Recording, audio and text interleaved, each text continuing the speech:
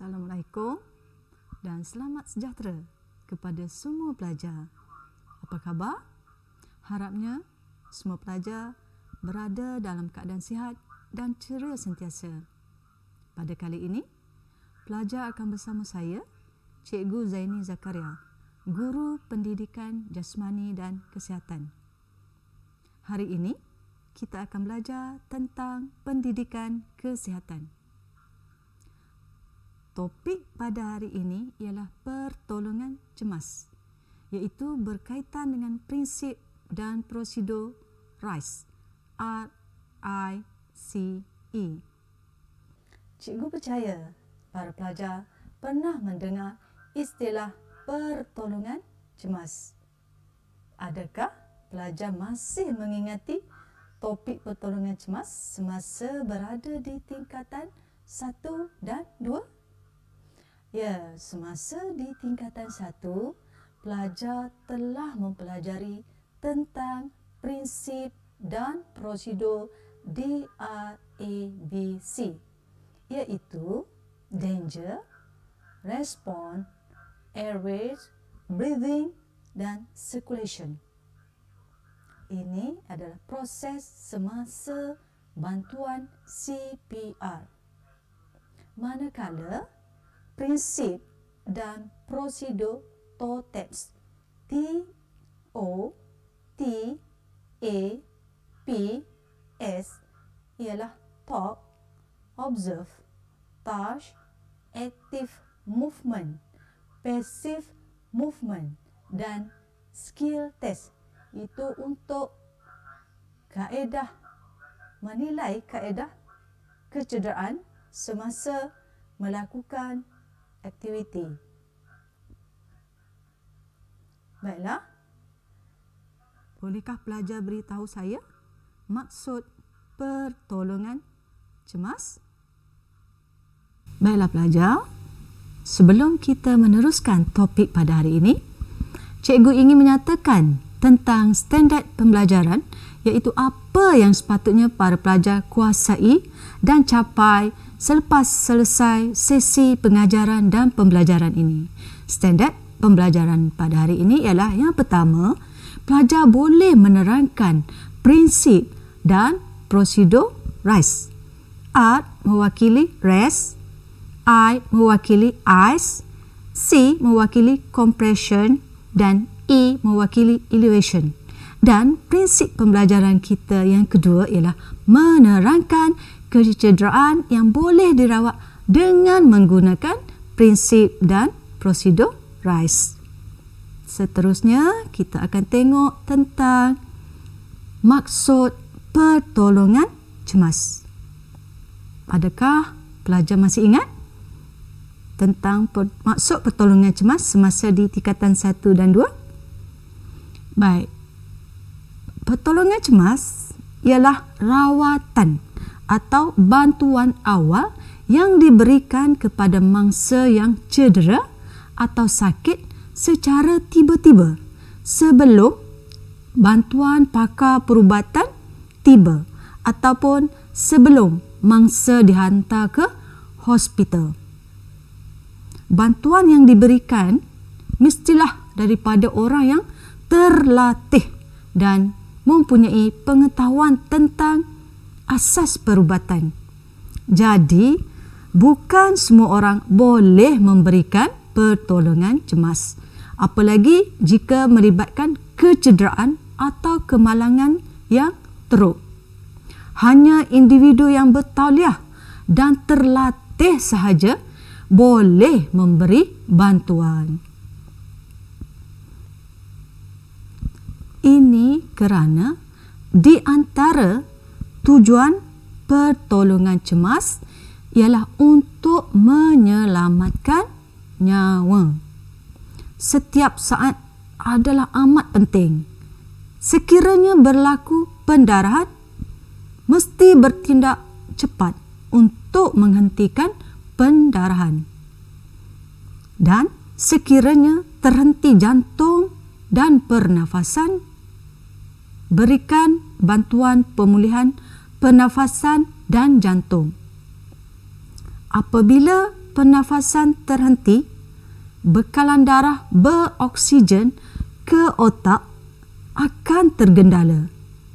Dan sekiranya keadaan ini berterusan selama 3 minit, kerosakan pada sel-sel otak akan mula berlaku. Baiklah pelajar, kita akan tengok apa yang dimaksudkan dengan RICE. R-I-C-E. RICE adalah satu kaedah bantuan awal untuk merawat kecederaan pada tisu lembut. Apakah yang dimaksudkan dengan RICE? Para pelajar, mari kita fahami apakah prinsip dan prosedur RICE satu persatu. R mewakili rest, iaitu merehatkan. Merehatkan apa? Nanti kita akan kupas selepas slide seterusnya. I mewakili ice, iaitu tuaman ais. C compression, iaitu tuaman. Dan E elevation, meninggikan. R rest, iaitu merehatkan anggota yang cedera. Bawa mangsa yang cedera ke tempat yang redup, selamat dan selesa. Paling penting, pastikan mangsa berada dalam keadaan tenang. Rehat di sini juga membawa maksud mangsa yang cedera perlu berhenti daripada meneruskan aktiviti.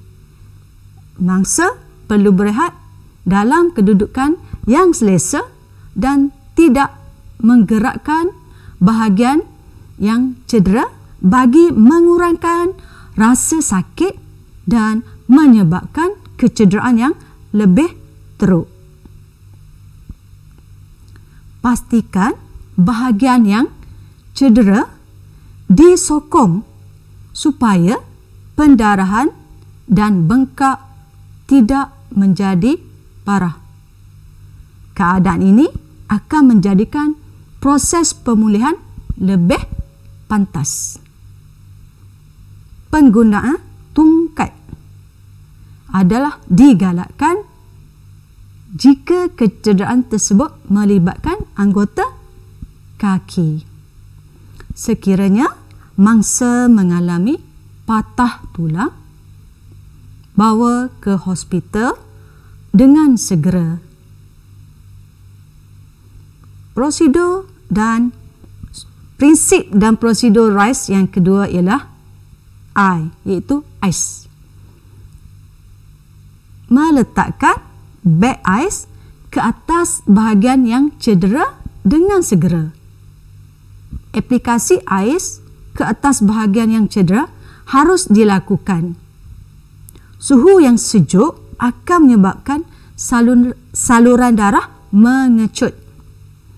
Ais akan mengecilkan salur darah bahagian yang cedera dan ini akan dapat membantu mengurangkan bengkak, kesakitan dan pendarahan. Ais perlu dimasukkan ke dalam beg plastik atau tuala basah atau pek sejuk dibalut dengan tuala basah. Pastikan satu tuala atau kain anduh diletakkan di antara bahagian yang cedera dengan beg ais bagi mengelakkan ais bersentuhan terus dengan kulit. Cara ini dilakukan bagi mengelakkan kerosakan tisu-tisu lembut pada kulit. Baiklah, sekiranya untuk mengelakkan kulit melecur, kita juga boleh menyapu minyak zaitun ataupun minyak kelapa pada bahagian yang cedera sebelum meletakkan ais. Jika kecederaan adalah ringan, ais diletakkan di antara 10 sehingga ke 20 minit setiap jam selama 24 jam.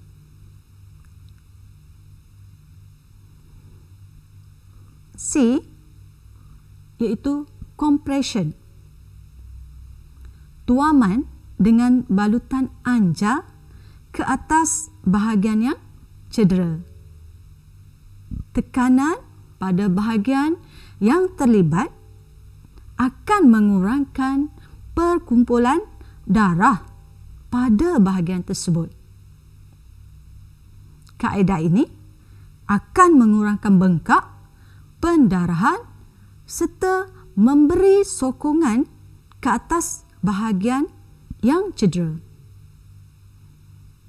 Semakin kurang bengkak, semakin kuranglah rasa sakit, dan ini akan mempercepatkan proses penyembuhan. Balutan boleh dilakukan ke atas pek ais selama 10 minit pertama.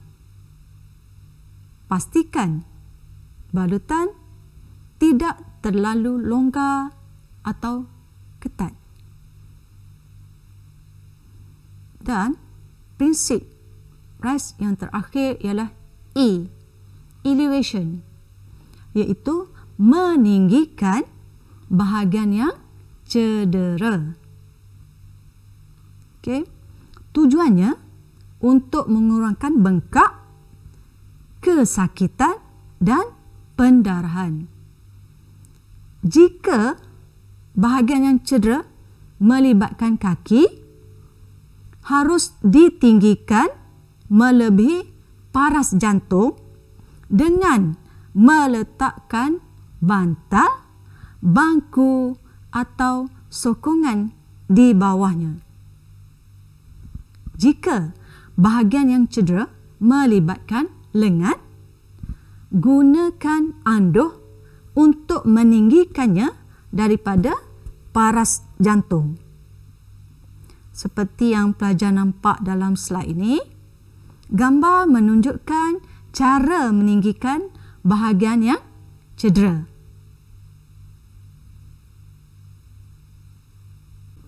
Para pelajar boleh beritahu kecederaan yang menggunakan prinsip dan prosedur RICE? Ya, kecederaan pada tisu lembut, iaitu kecederaan yang melibatkan bahagian kulit, otot, tendon, ligamen, salur darah, saraf kelenjar dan lapisan-lapisan lain yang melindungi tubuh. Kecederaan tisu lembut berpunca daripada pergerakan luar kawal, hentaman atau rentapan kuat pada sendi. Contohnya, terseliuh buku lali. Terseliuh merupakan salah satu kecederaan tisu lembut. Terseliuh buku lali merujuk kepada ligamen di bahagian sendi pergelangan kaki yang terkoyak atau tercedera. Ligamen adalah satu tisu berfiber yang menyambungkan dua atau lebih tulang atau rawan yang boleh bergerak. Ligamen memberi sokongan dan kekuatan kepada sendi. Simptom-simptom terseliuh seperti rasa sakit, bengkak, lebam dan hilang kemampuan untuk menggerakkan dan menggunakan sendi. Baik, gambar ini menunjukkan bagaimana kejadian terseliuh buku lali. Gambar ini menunjukkan berlakunya kejadian terselioh kerana apabila sendi dipaksa bergerak di luar julat normal, gerakannya yang mengakibatkan overstretching atau terkoyaknya ligamen yang menyokong sendi. Simptom-simptom terselioh buku lali. Mangsa mengadu sakit selepas pergelangan kaki terpintal. Selalunya berlaku semasa bersukan. Mangsa akan mengadu sakit pada bahagian pergelangan kaki serta tahap bengkak dan pendarahan di bawah kulit ataupun lebam yang berbeza. Dan hilang kemampuan untuk menggerakkan dan menggunakan sendi. Cara mencegah terselioh buku lali. Saya percaya ada di kalangan kita yang pernah mengalami masalah terselioh buku lali. Baik, sebaik mungkin kita kekalkan kekuatan, keseimbangan dan fleksibiliti otot untuk menjaga bahagian tubuh atau daripada mengalami masalah terselioh buku lali. Yang pertama, sebaiknya, seeloknya mesti mengamalkan pemanasan badan sebelum melakukan senaman atau aktiviti lasak. Dan ini saya tahu pelajar sudah biasa untuk melakukan aktiviti memanaskan badan sebelum melakukan ataupun terlibat dalam kelas pendidikan jasmani ataupun aktiviti sukan yang lain. Yang kedua, beri perhatian kepada tempat atau permukaan anda berjalan, berlari atau bekerja. Maksudnya, kita perlu berhati-hati semasa melakukan tugas ataupun semasa berada di satu-satu tempat. Yang ketiga, pakai kasut yang baik, iaitu yang sesuai dengan kita ataupun yang bersesuaian dengan aktiviti kita pada masa tersebut. Contohnya, kalau kita sedang bersukan, pakailah kasut sukan untuk menjaga ataupun melindungi kaki kita daripada terselioh. Dan akhir sekali, beri perhatian kepada tanda-tanda amaran badan. Apabila merasa sakit atau keletihan, maksudnya badan kita mengalami masalah.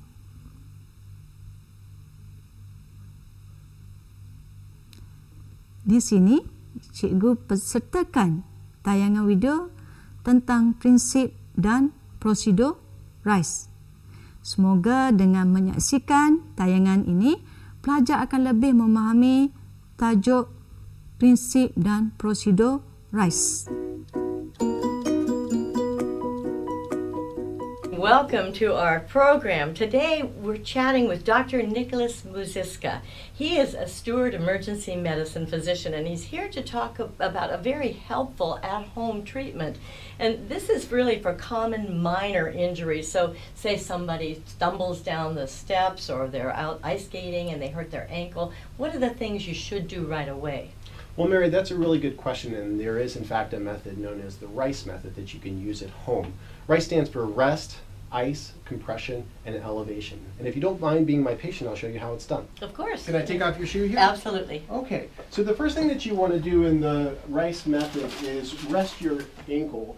And basically what that consists of is limiting the amount of work that you do on your ankle. If that means actually not walking as much, you can do that. If that means you need to use a crutch in order to reduce the amount of weight that you put on the ankle, you can do that as well. Ice, the next thing is relatively self-explanatory. You can use a nice little instant cold pack like this when used, or you can use just a bag of peas that you find in your freezer. So you pop that and you can rest it on the ankle, specifically at the place where it hurts. Okay. And you leave it on your ankle for probably about 15 minutes, and it's ideal for you to have a thin little layer underneath the ice pack, in order to make sure that you don't burn the skin with the ice, okay? 15 minutes on, you can do this several times a day for the next 24 or 48 hours, and sometimes longer if you feel like you need to, okay?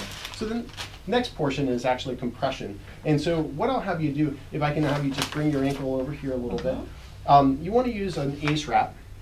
And basically what you want to do is you want to start up at the ankle and roll around, and you want to have nice compression here, and this is going to help reduce the amount of swelling.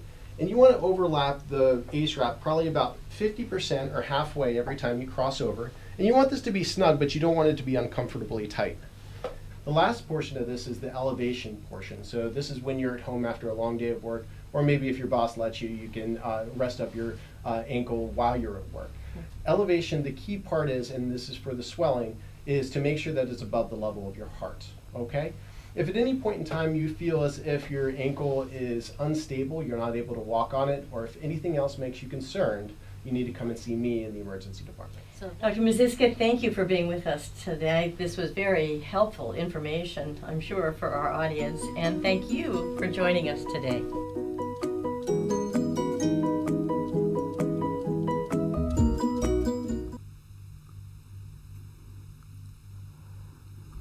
Baiklah, di sini cikgu ada sertakan 5 soalan. Pelajar boleh menjawabnya dan berbincang dengan cikgu. Baiklah, sesi perjumpaan kita telah tamat. Cikgu harap apa yang cikgu sampaikan tadi dapat membantu pelajar memahami prinsip dan prosedur RAS. Jaga diri, selamat belajar. Terima kasih.